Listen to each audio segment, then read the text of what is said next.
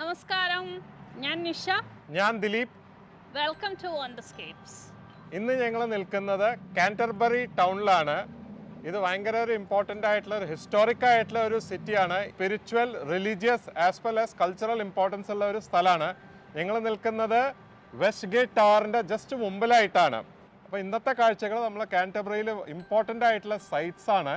അപ്പോൾ കാൻറ്റർബറിയിലെ കാഴ്ചകൾ കാണാൻ ഞങ്ങളുടെ ഒപ്പം വരൂ.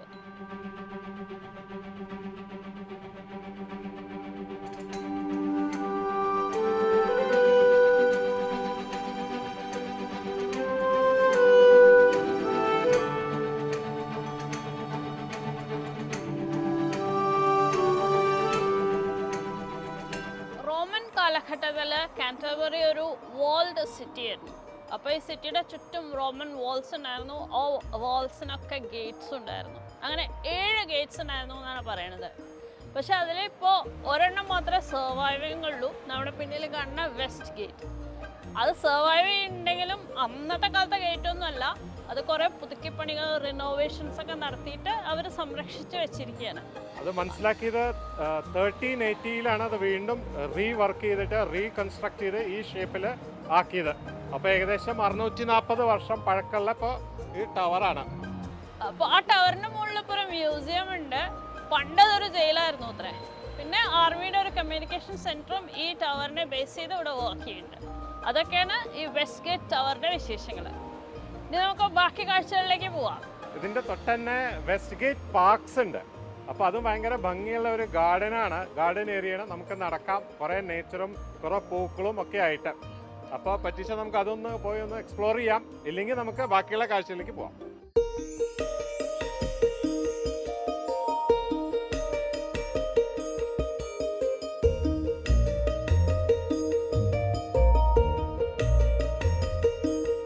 നമ്മൾ നടന്നിങ്ങനെ മാർലോ തിയേറ്ററിൻ്റെ അവിടെ എത്തി. ഇവിടെ ക്രിസ്റ്റഫർ മാർലോവിന് വേണ്ടി ഒരു മെമ്മോറിയൽ. അദ്ദേഹം ഇവിടെയാണ് ജനിച്ചത്. കാൻറ്റർബറിയിലെ ഏറ്റവും ഫേമസ് ആളെന്നാണ് പറയപ്പെടുന്നത്. Born 1564, died 1593. മാർലോ തിയേറ്ററുണ്ട്. ഇത് പഴയൊരു തിയേറ്ററായിരുന്നു. ഇതിപ്പോൾ കൊണ്ട് 2011 അവർ പുതിയൊരു സ്റ്റൈലിൽ ഉണ്ടാക്കിയതാണ്. സെക്കൻഡ് ലാർജസ്റ്റ് ബിൽഡിംഗ് ആണ് അത്ര കാൻറ്റർബറി ടൗണിൽ. ക്രിസ്റ്റഫർ മാർലോവിൻ്റെ പറ്റി പറയണമെന്നുണ്ടെങ്കിൽ മോസ്റ്റ് ഫേമസ് പ്ലേ റൈറ്റ് ആയിരുന്നു ആ കാലത്തെ. ഷേക്സ്പിയറിൻ്റെ കണ്ടംപററി ആയിരുന്നു. എല്ലാവരും പറയുന്നത് ഷേക്സ്പിയറിനെക്കാട്ടിലും ബ്രില്യൻ്റ് ആയിരുന്നു. 28-29 വയസ്സിൽ അദ്ദേഹത്തിനെ കൊന്നു, മർഡർ ചെയ്തു. കുറേ കോൺസ്പിറൻസി തിയറീസ് ഉണ്ട് കേട്ടോ ഷേക്സ്പിയറും മാർലോവിൻ്റെയും പറ്റിയിട്ട്. അപ്പോൾ മാർലോ ഒരു ഇമ്പോർട്ടൻറ്റ് ക്യാരക്ടറാണ് ഇംഗ്ലീഷ് പ്ലേ റൈറ്റ് ഡ്രാമ ഹിസ്റ്ററിയിൽ. കാൻറ്റർബറിയുടെ ഏറ്റവും ഫേമസ് ആയിട്ടുള്ള മകനുമാണ്. മാർലോ തിയേറ്റർ കണ്ടുല്ലോ. മാർലോ തിയേറ്ററിൻ്റെ തൊട്ടപ്പുറത്താണ് കാൻറ്റർബറി ടെയിൽസ് എന്ന് പറഞ്ഞിട്ടുള്ളത്. കാൻറ്റർബറി ടെയിൽസിനെ കുറിച്ച് നിങ്ങൾ കേട്ടിട്ടുണ്ടാവും. ജെഫ്രി ചോസറിൻ്റെ ഏറ്റവും പ്രസിദ്ധമായിട്ടുള്ള ഒരു ലിറ്റററി വർക്കാണ്. ആ കാലഘട്ടത്തിലെ ഒരു ഡിഫൈനിങ് വർക്ക് എന്ന് തന്നെ പറയാം. അത് കാൻറ്റർബറി കത്തീഡ്രലിലേക്ക് പോകുന്ന പിൽഗ്രിംസിൻ്റെ കഥ പോലെയാണ് പ്രസൻറ്റ് ചെയ്തിരിക്കുന്നത്. 30 ആൾക്കാരുടെ കഥ, അതും സമൂഹത്തിലെ പല നിലകളിലുള്ള ആൾക്കാരുടെ കഥയാണ്. അതിൽ വളരെ സമ്പന്നരായവരുണ്ട്, ഏറ്റവും പാവപ്പെട്ടവരുണ്ട്. അപ്പോൾ അങ്ങനെ വളരെ ഇൻട്രസ്റ്റിംഗ് ആയിട്ടുള്ള ഒരു ഇതാണ്. 500 കൊല്ലം മുമ്പ് എഴുതിയ പുസ്തകമാണ്. It is one of the first published books എന്നുള്ളതാണ് അതിൻ്റെ വേറൊരു പ്രത്യേകത. അപ്പോൾ ഈ കാൻറ്റർബറി ടെയിൽസ് പറഞ്ഞ ഈ ബിൽഡിങ്ങിൽ ആ ബുക്കിനെ ആസ്പദമായിട്ടുള്ള ഒരു മ്യൂസിയം അതാണ് അതിൻ്റെ ഉള്ളിലുള്ളത്. അതിലെ ക്യാരക്ടേഴ്സ് ഉണ്ട്, പിന്നെ അതിൻ്റെ ആ കഥയുമായിട്ട് ബന്ധപ്പെട്ട കുറേ എക്സിബിറ്റ്സ് ഒക്കെ ഉണ്ട്. 35 കൊല്ലമായിട്ട് അത് വർക്ക് ചെയ്യണതാണ് അവിടെ. പക്ഷേ ഇപ്പോൾ ഈ കൊറോണയും പിന്നെ പല വേറെ പ്രതിസന്ധികളും കാരണം അത് എന്നേക്കുമായി അടച്ചിടാൻ പോവുകയാണ് എന്നാണ് കേട്ടത്. ഇപ്പം എന്തായാലും അത് തുറന്നിട്ടുമില്ല. അപ്പോൾ പുറത്തുനിന്ന് ഇങ്ങനെ കാണാം. ചോസറിനെ കുറിച്ച് അറിയണവർക്കൊക്കെ ശരിക്കും ഒരു എക്സൈറ്റിംഗ് ആണ് ഇവിടെ വരുമ്പോൾ. ഒരു ത്രില്ലിംഗ് എക്സ്പീരിയൻസ് ആണ്. അപ്പോൾ ഇനി നമുക്ക് നമ്മുടെ കാഴ്ചകൾ തുടരാം. അടുത്ത എന്താ കാൻറ്റർബറിയിൽ നമ്മളെ കാത്തിരിക്കണമെന്ന് നോക്കല്ലേ. വരും.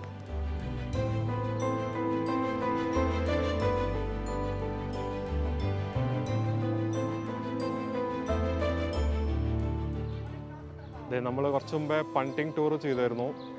അതിൻ്റെ കാഴ്ചകൾ കണ്ടുല്ലോ. ഇത് നമ്മൾ പോയ പോലെയുള്ള പണ്ടിങ് ടൂറാണ്. നമ്മൾ ഈ വഴി കൂടെയൊക്കെ നമ്മൾ പാസ് ചെയ്തായിരുന്നു. ഇപ്പുറത്ത് ഇങ്ങനെ കഴിക്കാനും നല്ലൊരു വെതറാണ്. അപ്പോൾ ആൾക്കാർ കുടിക്കണു കഴിക്കണു. റിവർ സ്റ്റോറിൽ പണ്ടിങ്ങും നടക്കണം.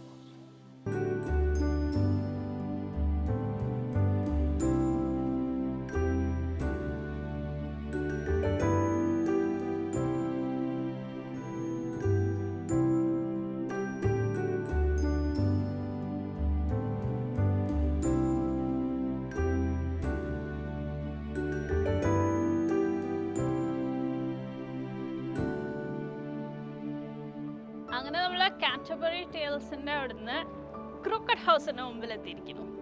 ഇത് ആ കാണുന്ന ബ്ലാക്ക് ആൻഡ് വൈറ്റ് ബിൽഡിംഗ് ആണ് ക്രൂക്കറ്റ് ഹൗസ്. പേര് സൂചിപ്പിക്കുന്ന പോലെ അതൊരു ഇത്തിരി ഇങ്ങനെ റോട്ടിലേക്ക് ചെരിഞ്ഞിട്ടാണ് നിൽക്കുന്നത്. അപ്പോൾ ഇതിനെക്കുറിച്ച് ആക്ച്വലി ചാൾസ് ഡിക്കൻസ് ഡേവിഡ് കോപ്പർഫീൽഡിന് ഒരു ഓൾഡ് ക്രൂക്കറ്റ് ഹൗസിനെ കുറിച്ച് പറയുന്നുണ്ട്. അപ്പോൾ അത് ഇതിനെക്കുറിച്ചാണ് പറയണതെന്നാണ് ഇവർ ക്ലെയിം ചെയ്യണത്. അതിൻ്റെ ആ ഡോറിൻ്റെ അവിടെ എഴുതി വെച്ചിട്ടുണ്ട് അതിൻ്റെ ആ പാസേജ്.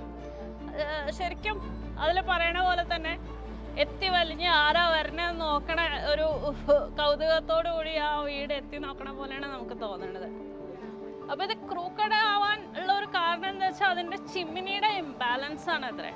ചിമ്മിനി ഉണ്ടാക്കിയതിൻ്റെ എന്തോ ഒരു കണക്ക് അവരുടെ തെറ്റി. അപ്പോൾ അതൊരു ഭാഗത്തേക്ക് ഇങ്ങനെ ചെരിഞ്ഞ് പോയി. അതുകൊണ്ടാണ് അത് ക്രൂക്കഡ് ആയത്.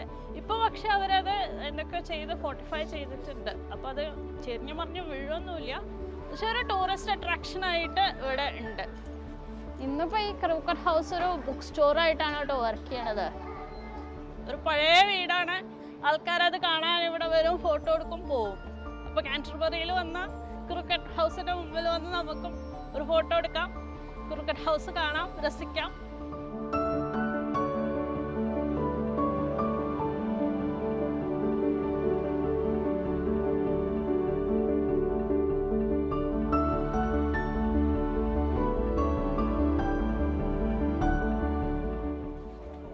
അങ്ങനെ ഇപ്പോൾ നമ്മൾ ബ്രിട്ടനിലെ തന്നെ ഏറ്റവും അധികം ഫോട്ടോഗ്രാഫ്ഡ് ആയിട്ടുള്ള ഒരു ബിൽഡിങ്ങിൻ്റെ മുമ്പിൽ എത്തിയിരിക്കുകയാണ്. Old viewers building. ഇത് 1500s ബിൽഡിംഗ് ആണെന്നൊക്കെ എഴുതി വെച്ചിട്ടുണ്ട്. പക്ഷേ ആക്ച്വലി ഇത് അതിലും പുരാതനമായിട്ടുള്ളൊരു ബിൽഡിംഗ് ആണ്. പണ്ട് പല രാജ്യങ്ങളിലും പ്രോസിക്യൂട്ടഡ് ആയിട്ടുള്ള ആൾക്കാരെ ഇവിടെ വന്നിട്ട് താമസിപ്പിച്ചിരുന്ന ഒരു രാജ്ഞി. പ്രധാനമായിട്ടും അതിൽ വ്യൂവേഴ്സ് ആയിരുന്നു വന്ന് താമസിച്ചിരുന്നത്. അപ്പോൾ അങ്ങനെയാണ് ഇതിന് വ്യൂവേഴ്സ് ഹൗസ് എന്ന് പേര് വന്നത്. അപ്പോൾ കാണാനും നല്ല ഭംഗിയുണ്ട്, ബ്ലാക്ക് ആൻഡ് വൈറ്റ്. ഇതിൽ നമ്മൾ മുമ്പത്തെ എപ്പിസോഡിൽ പണ്ടിങ് ടൂർ നടത്തിയില്ലേ, അപ്പോൾ നമ്മൾ ഇതിൻ്റെ തൊട്ടപ്പുറത്തെ കൂടെ പോയതാണ്. റിവർ ഇതാ നമുക്കിവിടെ കാണാം. ഇതാ അവിടെ കുറേ പണ്ടിങ് നടക്കുന്നുണ്ട്. ഇന്നിപ്പോൾ ഈ ഓൾഡ് വ്യൂവേഴ്സ് ഹൗസ് ഒരു റെസ്റ്റോറൻ്റ് ആണ് കേട്ടോ. ആൾക്കാർ ഇതാ ഭക്ഷണമൊക്കെ ഇരുന്ന് കഴിക്കുന്നുണ്ട്. ഒരു പോപ്പുലർ ജോയിന്റ് ആണ്. നല്ല തിരക്കാണ് ഇവിടെ.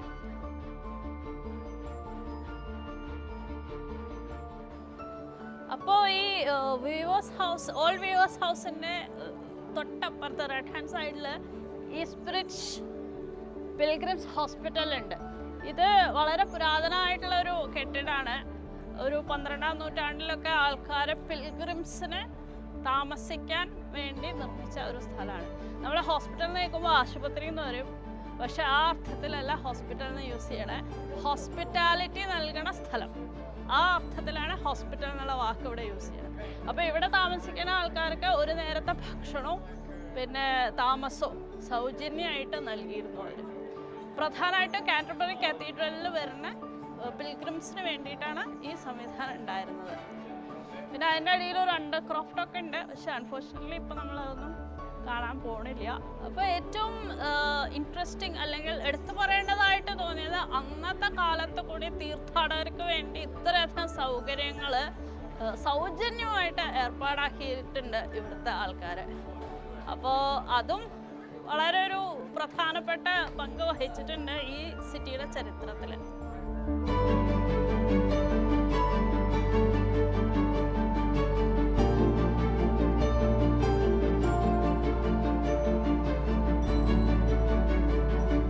അപ്പോൾ ഞങ്ങൾ ഓൾഡ് വ്യൂവേഴ്സ് ഹൗസും ഈസ്റ്റ് ബ്രിഡ്ജ് ഹോസ്പിറ്റലൊക്കെ കഴിഞ്ഞ് കുറച്ചുകൂടി മുമ്പിലേക്ക് നടന്നപ്പോഴാണ് ഇവിടെ വേറെ ഒരു പ്രധാനപ്പെട്ട ബിൽഡിംഗ് കാന്റർബറിയിലെ.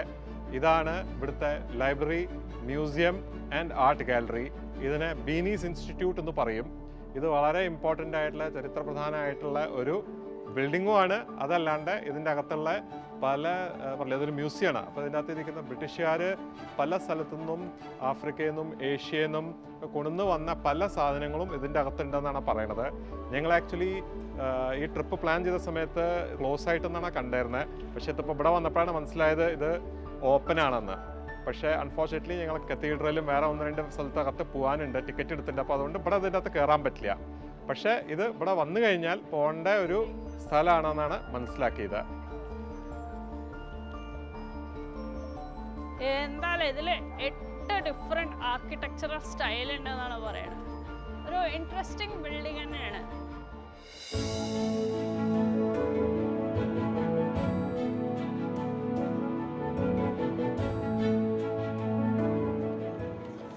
ബുച്ചറിയിലെത്തി നമുക്ക് അങ്ങനെ തിരിയല്ലേ? തിരിയാം. ഇതൊരു അതെ, കാൻറ്റർബറിയിൽ വന്നു കഴിഞ്ഞാൽ ചെയ്യേണ്ട ഒരു കാര്യങ്ങളിലാണ് ഒരു വാക്ക് ത്രൂ ബുച്ചറി ലെയിൻ. അതിൽ ഒന്നുമില്ല, ഒരു ഇടവഴിയാണ്.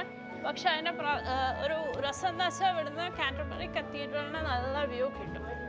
അപ്പോൾ അത് കാരണം ആൾക്കാർ പോപ്പുലറൈസ് ചെയ്ത ഒരു വഴിയാണത്.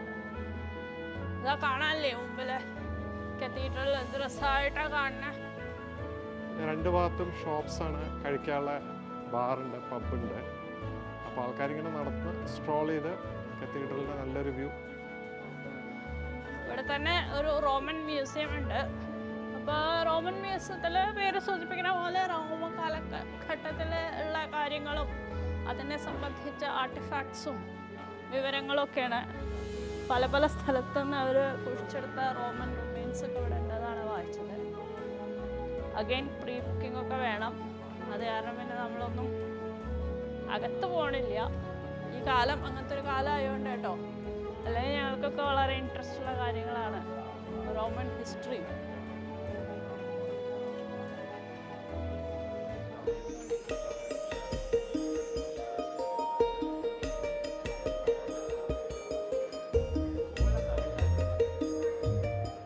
അങ്ങനെ നമ്മൾ ഓൾഡ് ബട്ടർ മാർക്കറ്റ് ഏരിയയിൽ എത്തിയിരിക്കുകയാണ്.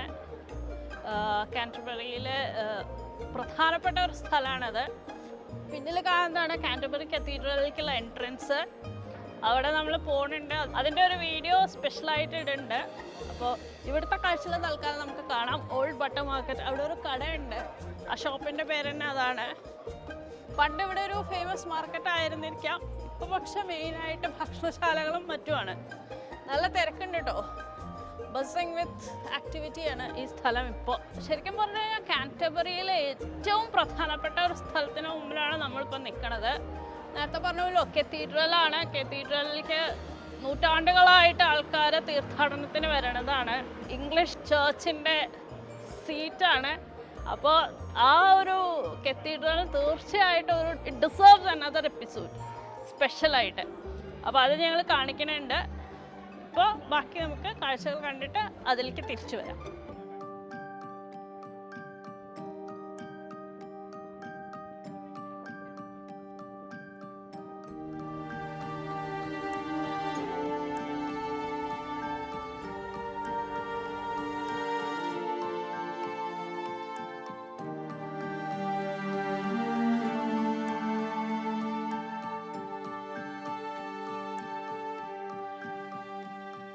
ഇപ്പോൾ നമ്മൾ നിൽക്കുന്നത് സെൻറ്റ് മാർട്ടിൻസ് ചർച്ചിൻ്റെ മുമ്പിലാണ്. ഇതൊരു യുനെസ്കോ വേൾഡ് ഹെറിറ്റേജ് സൈറ്റാണ്. അത് മാത്രമല്ല, ഇത് ഇംഗ്ലീഷ് സ്പീക്കിംഗ് റീജിയനിലെ ഏറ്റവും ഓൾഡസ്റ്റ് വർക്കിംഗ് ചർച്ചാണ്. ഇന്നും ഇവിടെ സർവീസ് നടക്കുന്നുണ്ട്. അതായത് 1400 കൊല്ലത്തോളം തുടർച്ചയായിട്ട് സർവീസ് നടക്കുന്ന ഒരു ചർച്ചാണിത്. അപ്പോൾ ഓൾഡസ്റ്റ് ചർച്ച് ഇൻ ഇംഗ്ലണ്ട് വേണമെങ്കിൽ പറയാം. ഇത് 600 AD കാലത്ത് സെയിൻറ്റ് അഗസ്റ്റീൻ വന്ന് അബി സ്ഥാപിച്ചപ്പോൾ സ്ഥാപിച്ച ചർച്ചാണ്. 1400 കൊല്ലമായിട്ട് നിലനിൽക്കുന്ന ഒരു പള്ളി. പിന്നെ ഈ പള്ളിയുടെ ചുറ്റും സെമിത്തേരികൾ അല്ലെങ്കിൽ എന്താണ് ശവക്കല്ലറുകളാണ്. ഇതിൽ കോമൺവെൽത്ത് വാർഗ്രേവ്സും ഉണ്ടെന്നാണ് അവിടെ എഴുതി കണ്ടത്.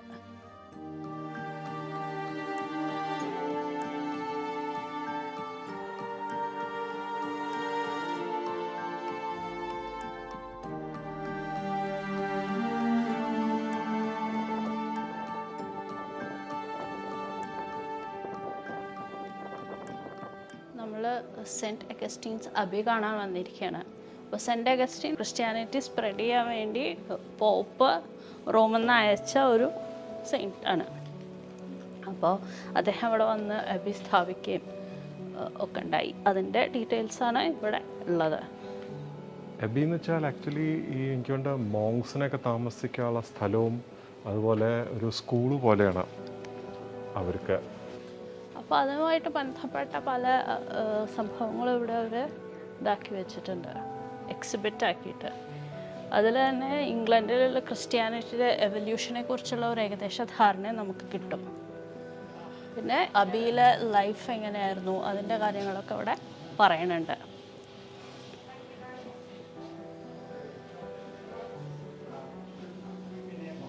ഇപ്പോൾ ഈ സെൻറ്റ് അഗസ്റ്റീൻസ് അബി ഒരു വേൾഡ് ഹെറിറ്റേജ് സൈറ്റാണ്. ഇപ്പോൾ കുറേയൊക്കെ റൂയിൻസ് ആണ്, എന്നാലും ആൾക്കാർ ധാരാളം സന്ദർശിക്കുന്ന ഒരു സ്ഥലമാണത്. അത് റൂയിനാവാൻ ഉള്ള ഒരു കാരണം of course Henry the eighth വന്ന ശേഷം കാത്തലിക് മൊണാസ്ട്രീസും അതൊക്കെ തകർത്തു. അപ്പോൾ അതിൻ്റെ ഭാഗമായിട്ട് തകർക്കപ്പെട്ടതാണ് ഇതും. ആ ഫുൾ ടൈം ലൈനാണ് ഈ ഒരു എക്സിബിറ്റിൽ അവർ നമുക്ക് പറഞ്ഞു തരുന്നത്. ഇവിടെയുള്ള പല എക്സിബിറ്റ്സും ആർക്കിയോളജിക്കൽ എക്സ്കവേഷൻ്റെ സമയത്ത് കിട്ടിയതാണ്. ഫോർ എക്സാമ്പിൾ ഈ സ്കെൽട്ടൻ, അത് അവർ ഖനനം ചെയ്തപ്പോൾ കിട്ടിയതാണ്. ഇത് 15-ാം നൂറ്റാണ്ടിൽ ഒരു സ്ത്രീയുടെ ആണെന്നാണ് പറയണത്.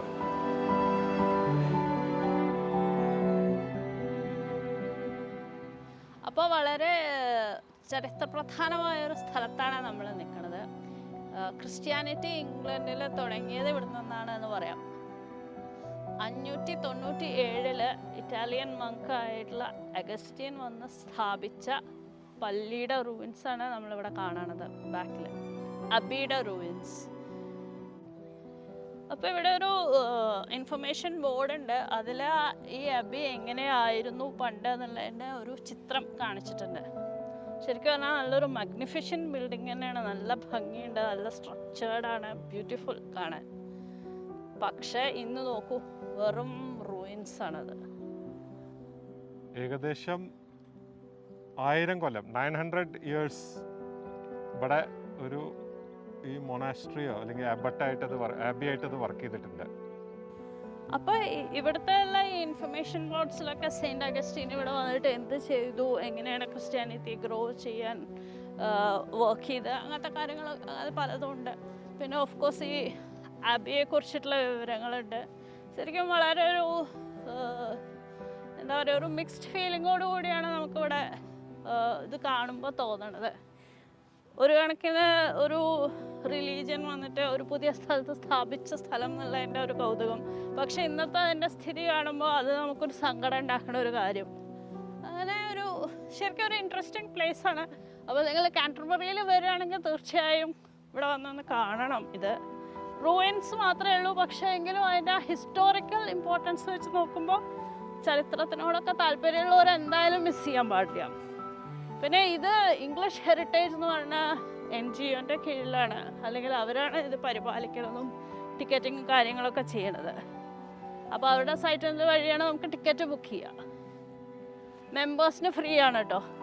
അപ്പോൾ ഇംഗ്ലണ്ടിൽ താമസിക്കണവരാണെന്ന് വെച്ചാൽ മെമ്പർഷിപ്പ് എടുത്തു കഴിഞ്ഞാൽ പ്രോബബ്ലി കുറേ സ്ഥലങ്ങൾ ഫ്രീ ആയിട്ട് കാണാം. ഈ അബിയുടെ ഈ അവസ്ഥ 1538 കിങ് ഹെൻറി 8 ആക്കിയതാണ് കേട്ടോ അത്. അതെ, ചർച്ച് ഓഫ് ഇംഗ്ലണ്ട് സ്ഥാപിച്ചപ്പോൾ പണ്ടുണ്ടായിരുന്ന പള്ളികളൊക്കെ പൊളിച്ച കൂട്ടത്തിൽ ഇതും പൊളിച്ചു. എത്ര വിശാല നോക്കൂ, മൈ ഗോഡ്. ഇപ്പൊ നമ്മള് ആ താഴത്തേക്ക് വന്നു കേട്ടോ, ഒരു ക്രിപ്റ്റ് പോലെ ഉണ്ടത്. മോളിന്ന് ഇപ്പൊ നമ്മള് കണ്ടില്ലേ, ഇതിപ്പോ ഒരെണ്ണാണ് കേട്ടോ. ഇംഗ്ലണ്ടിൽ ഇങ്ങനെ കുറേ അബീസും മൊണാസ്ട്രീസും ഇങ്ങനെ നശിപ്പിച്ചിട്ടുണ്ട് കിങ് ഹെൻറി ദ 8th. ഇതിനൊക്കെ ഓഡിയോ ഗൈഡ് അവൈലബിൾ ആണ് കേട്ടോ. നമുക്ക് വേണമെങ്കിൽ ഓഡിയോ ഗൈഡ് ഉണ്ട്, അതൊക്കെ മനസ്സിലാക്കാം ഓരോ സ്ഥലത്തും എന്തൊക്കെയാണെന്ന്. അത് എളുപ്പമാണ്, നമുക്കൊരു QR കോഡ് ഉണ്ട്, അത് സ്കാൻ ചെയ്താൽ മതി. അത് ആപ്പ് ഡൗൺലോഡ് ചെയ്യാം മൊബൈലിലേക്ക്.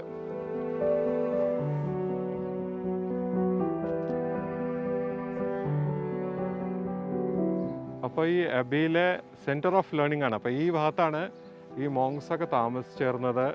അവരുടെ റെസിഡൻഷ്യൽ, അവരുടെ പഠിക്കണ സ്ഥലം, അതാണ് ഇപ്പോൾ ഈ കാണുന്ന ഒരു ഏരിയ. എനിക്ക് വേണ്ട ഒരു കോർട്ട്യാർഡ്, അതിന് 4 ഭാഗത്തും മുറികളും അങ്ങനെയൊക്കെ ആവണം. ഒരു റെപ്രസെൻറ്റേഷൻ കാണിച്ചിട്ടുണ്ട്.